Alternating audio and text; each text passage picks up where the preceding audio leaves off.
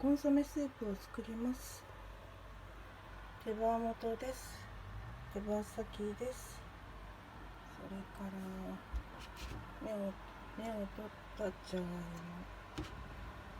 あんまり綺麗じゃないけど人参、それから皮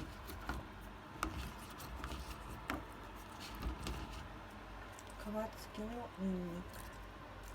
本当は生姜も入れたいけれどもないので、さっき摘んできたイ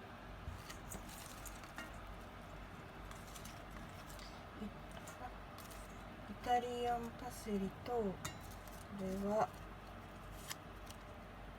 月桂樹、ローリエとかローレルとか同じものです。でこれが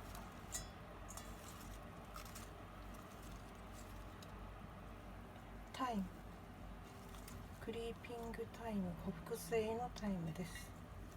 これを全部入れて、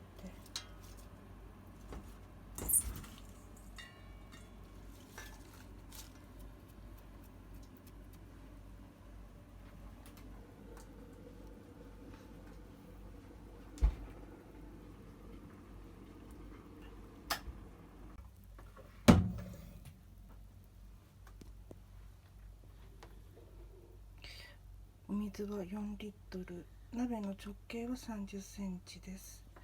そしてこれは電熱製の加熱器で、沸騰するまで、熱くなるまでやって、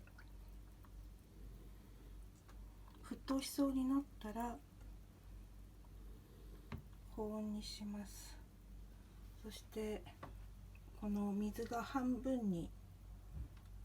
量が半分になるまで煮込んで、